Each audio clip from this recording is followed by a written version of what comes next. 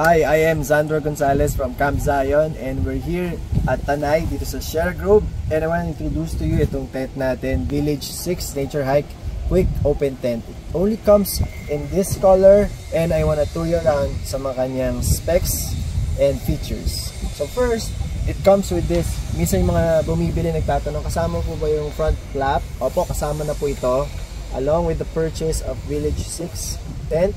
So kasama rin po yung pole. May pole din po ito na black. Kaya lang supposed to be dito ko siya ilalagay, but I replace it with these poles.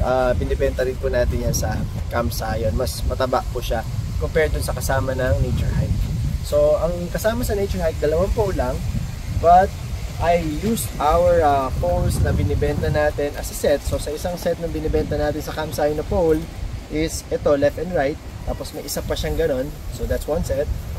And this is the second set that I've used.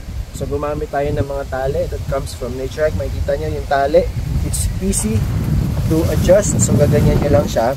Magta-tighten na yan. Yung guideline na yan. With this locking mechanism. Maganda kasi sa tali ng Nature Hike. Medyo magaspang siya so that this guideline lock would easily lock in place. So ito na yung Village 6 natin. Sometimes nagtatanong nyo ba, gaano ba talaga kalaki ang loob ng Village 6? And I want to show you that right now. So may bintana ito, sinara lang namin kasi malamig dito at mahangin. So first we have to find ito pala. This is double side zipper. So kung i-open mo siya, you will see how spacious it is inside. So as you can see, kasya po itong bed na ito for 2. This is inflatable bed. So ito yung may auto-inflate na sa loob. Pinipindot lang natin yan na mag-inflate na siya. This is also Camp Zion featured product. Also yung ating sturdy table na yon. We only use one layer, but as you can see, we have a table here. We have a bed for 2. Meron pa tayong place to stay here. I'll go inside so you can see. Ayan, I'm in now. So I'm standing up right now. Diba? It's not reaching my head. I am 5'6" tall. So if you're taller than me, yes, you can fit here perfectly. Tapos sinabit namin dito yung lamp. Nagsabit din kami ng fan dito. Yung fan natin na naka-face down. So that, you know, there's a breeze inside this beautiful, amazing tent. Ayan. Tapos dito, may mga zipper yan. If you want windows, ayan, ibuksan mo lang. Tapos ipatakin mo lang ito dito. And there's a window at the back. I'll show you that later. Meron din ditong window and another here. All sides has, and meron yan mesh na kasama. So ito yung sa front. So it's front. Ayan. So tupakin mo lang yan dyan dito sa harap.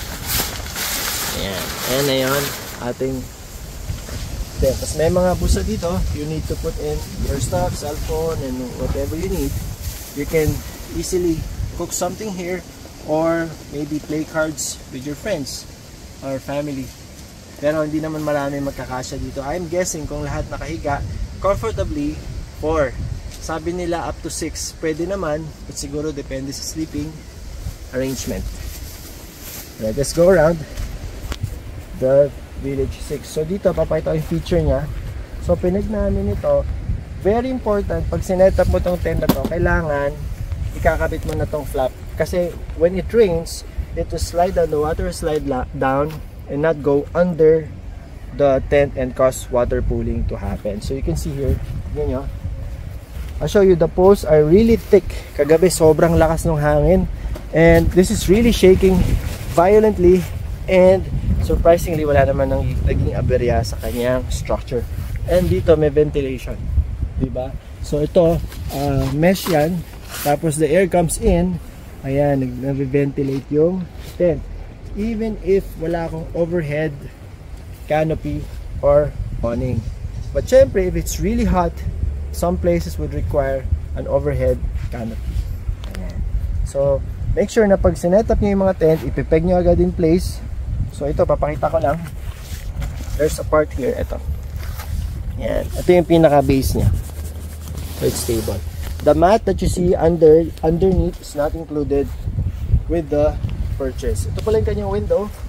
So, naka-zipper yan. Yan, zip ko lang. There. Yan, naka-zip na to.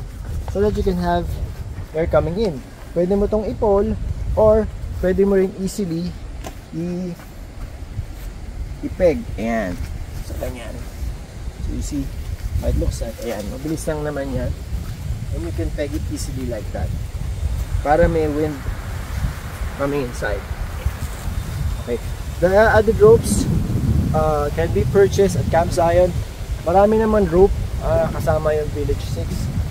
Yung tent na nag-hold sa tent, kasama yan. Tsaka some of the ropes in front, kasama yan sa Village 6. So as you can see, yan yung window. Meron din dito, pwede mo rin open. Tapos, kung ayaw mo naman, saka ganun yung flap, pwede mo siyang i-fold na lang. So what I do is I make big folds, and then when it's near the top, ayan, i-hook mo na lang ganyan. Kung talaga naman sheltered yung lugar, gusto mo talaga mahangin, you can do it this way. Ayan. So ayan, makikita nyo, mataas ng Village 6, we'll go around. Ayan, ito yung water protection niya. So water comes out of it, para siyang palda, hinila namin, and then we peg it in place. Another window here. Ayan, and also, again, the front. So, dual-sided yung zip niya. Meron din zipper sa labas at sa loob. And meron din mesh lang ang bubukas. So, that's inside. Also, ito pala, tinanggal namin yung pulsara. For example, ito siya. Kasama to sa purchase natin. So, kanina nakakapit to. And ito yung zipper. So, in case you would like to remove this flap, ito lang kailangan mo. Or, lower it down. Pwede mo yung set ng ganyan para hindi mo pasok yung araw sa loob. Ayun nga, ito ang sinabi ko, remove the flap easily. Pwede mo siya alisin. If you don't,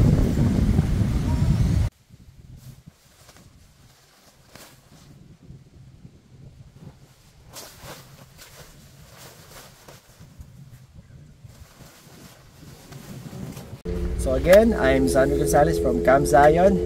You may enjoy purchasing from our shop various brands of camping equipment, and also you can see us on Shopee and Lazada. Those links are down below. Camp Zion, our brands for campers like me and you. Thank you so much. God bless.